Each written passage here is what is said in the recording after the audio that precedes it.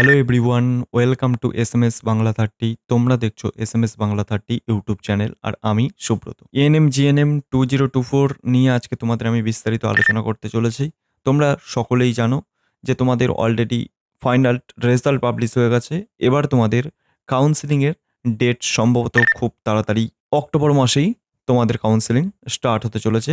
এবার তোমাদের প্রায় ছাত্রছাত্রীর একটাই কমেন্ট বা একটাই কোশ্চেন যে দাদা আমি এত নাম্বার পেয়েছি বা এত স্কোর হয়েছে, আমার জিএমআর র্যাঙ্ক এত, আমার কাস্ট বা ক্যাটাগরির র্যাঙ্ক এত, আমি কি একটা সরকারি কলেজে চান্স পেতে পারি 2024-এ? এক্ষেত্রে তোমাদের আমি আগেও ভিডিও বানিয়েছি। এবারে তোমাদের এই ভিডিওতে আমি এ নিয়ে বিস্তারিত কিছু আলোচনা করতে চলেছি তোমাদেরকে। এই তোমাদের স্কোর, তোমাদের র্যাঙ্ক বা তোমাদের এসসি এসটি ওবিসি কাস্টের যে র্যাঙ্ক আছে সেই র্যাঙ্ক নিয়ে বা কত র্যাঙ্কে তুমি গভর্নমেন্ট কলেজ পেতে চলেছো সেই সম্পর্কে তো বলবোই। আবার এটাও বলবো, তুমি ভাবছো বা কাউন্সেলিং করাটা আমার জন্য কি ঠিক হবে, বা তোমার যে র্যাঙ্ক হয়েছে, তুমি যে নাম্বার স্কোর পেয়েছো সেই স্কোরে কি তোমার গভর্নমেন্ট কলেজ পেতে পারো? দেখো, তোমরা যদি এই কাউন্সেলিংয়ে তোমরা অ্যাটেন্ড করো, কম নাম্বার বা তোমাদের কত নাম্বার থাকলে তোমরা কাউন্সেলিংয়ে অ্যাটেন্ড করবে? কাউন্সেলিংয়ে অ্যাটেন্ড করার জন্যেই তোমাদের রেজিস্ট্রেশন করাতে হয়। এই রেজিস্ট্রেশনে তোমাদের 500 টাকা লাগবে। আবার তোমরা যদি মপ আপ রাউন্ডে যাও, মপ আপ রাউন্ডে গেলে তোমরা 700 টাকা দিতে হবে। তো এক্ষেত্রে তোমরা যদি তোমাদের নাম্বার কম থাকে বা কত নাম্বার প্রয়োজন সেই নাম্বারের যদি কম থাকে, অবশ্যই তোমরা কাউন্সেলিং করাবে না করাবে না সেক্ষেত্রে তোমাদের 500 টাকাই চলে যাবে। তো এটা সঠিকভাবে তোমরা জেনে নাও। তো এটা নিয়েও আমি বিস্তারিত কিছু আলোচনা করব তোমাদের সামনে। তা ভিডিওটা খুবই গুরুত্বপূর্ণ হতে চলেছে তোমাদের সকলের জন্যে। ভিডিওটা শেষ পর্যন্ত দেখবে। চ্যানেলে নতুন হয়ে থাকলে চ্যানেলটা সাবস্ক্রাইব করবে আর তোমাদের বন্ধুদের কাছে অবশ্যই শেয়ার করবে। আর একটা তোমাদের জন্য বিগ অ্যানাউন্সমেন্ট, যারা তোমরা 2025-এ আবারও তোমরা এএনএম জিএনএম এর জন্য রেডি হতে চাইছো, অবশ্যই আমাদের যে চ্যানেলের লিঙ্ক, সেই চ্যানেলের লিঙ্ক আমি ভিডিওর ডেসক্রিপশন বক্সে দিয়ে দিলাম। ওখান থেকে তোমরা গিয়ে অবশ্যই তোমরা ওই চ্যানেলকে সাবস্ক্রাইব করে রাখবে, কারণ ওই চ্যানেলেই আমরা যে এএনএম জিএনএম এর 2025 এর প্রিপারেশন কিভাবে করবে, কিভাবে তুমি 70+ ফ্রি ক্লাস করে তোমরা পেতে পারো, অবশ্যই ওই চ্যানেলে আমরা প্রিপারেশন দিতে থাকবো। তো অবশ্যই আমাদের ওই চ্যানেলে সাবস্ক্রাইব করে রাখ। তো দেখো, ফার্স্ট কথা, তোমাদের আমি একটা মার্ক বলবো। এই রকমই তোমাদের যেতে চলেছে 2024-এ। এবার এত কাটা মার্কস গেল কেন সেটা তোমাদের যদি কোশ্চেন হয়, দেখো তোমাদের 2023-এর থেকে 2024-এ 10 থেকে 12 নাম্বার করে বেড়েছে।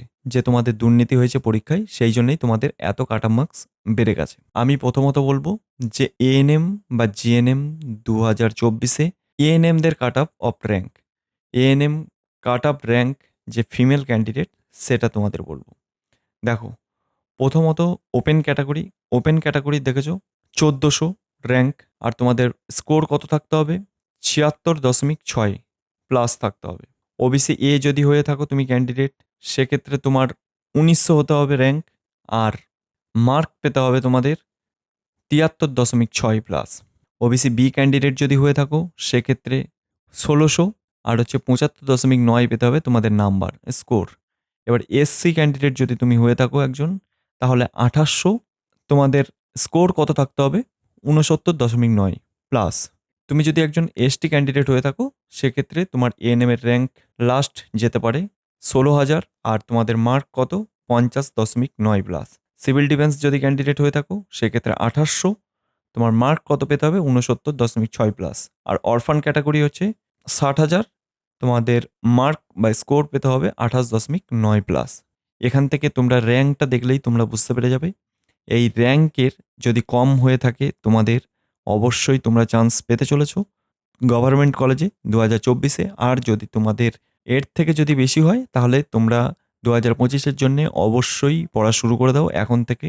আর প্রিপারেশান একদমই ফ্রিতে করাবো, আমাদের ওই চ্যানেলে গিয়ে ডেসক্রিপশন বক্সে দেওয়া আছে, ওখান থেকে গিয়ে তুমি অলরেডি ফ্রিতে প্রিপারেশান তুমি নিতে পারবে।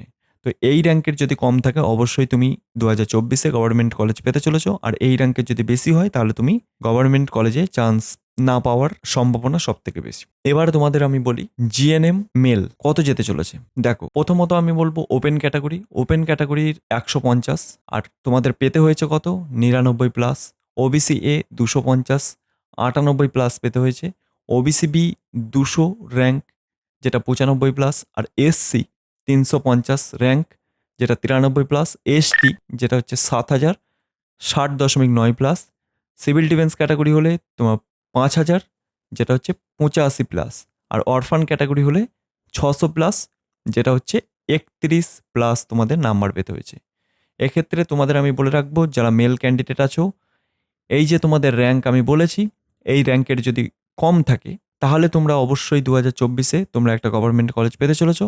আর যদি তোমাদের বেশি র্যাঙ্ক থাকে এর থেকে, তাহলে তোমরা অবশ্যই 2025-এর জন্য আবার রেডি হতে থাকো। এই কাট অফ মার্কসটা অনেকটাই বেশি, তো এবার দুর্নীতি হয়েছে 2024-এর এক্সামে, তো সেই জন্যেই এতটা কাট অফ মার্কস বেশি হয়েছে। এবার তোমাদের আমি বলবো জিএনএম ফিমেল।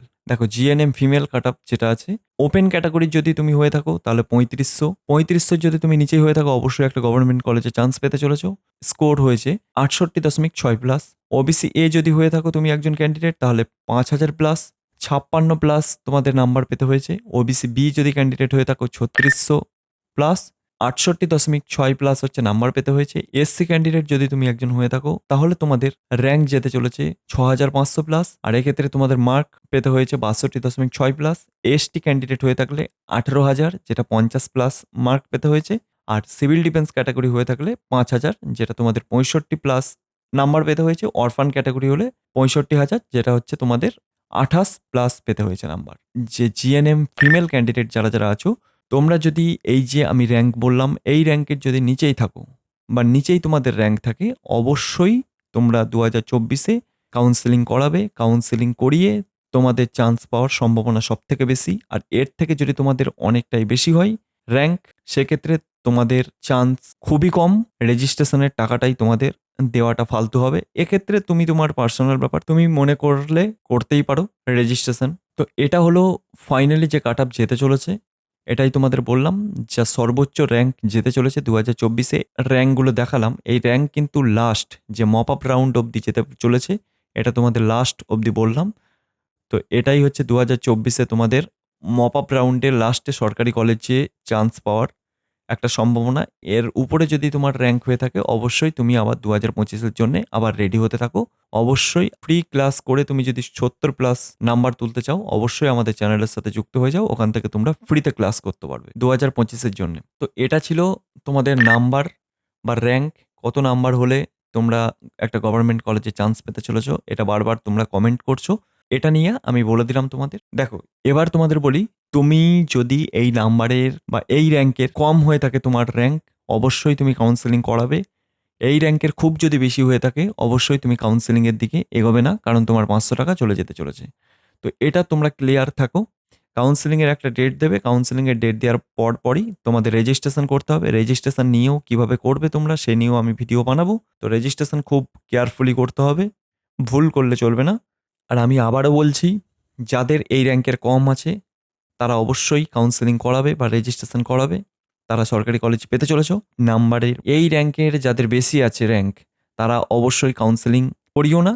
এটা আমার পার্সোনাল মতামত, কারণ তোমাদের 500 টাকাটা ফালতু চলে যেতে চলেছে। তো অবশ্যই এটাই ছিল আজকের ভিডিওটা ভালো লাগলে অবশ্যই লাইক করবে, চ্যানেলে নতুন হয়ে থাকলে চ্যানেলটা সাবস্ক্রাইব করবে। আর তুমি যদি 2025-এর ভালো করে আবার প্রিপারেশন নিতে চাও অবশ্যই আমাদের চ্যানেলের সাথে যুক্ত হয়ে যাও। ভিডিওর ডেসক্রিপশন বক্সে আমি লিঙ্ক দিয়ে রাখলাম, ওখান থেকে গিয়ে তুমি যুক্ত হয়ে যাও। ওখানেই তুমি ভালোভাবে 70 প্লাস 2025-এ 70 প্লাস নাম্বার নিয়ে তুমি ফ্রিতে রেডি হয়ে তুমি পরীক্ষা দিতে পারবে।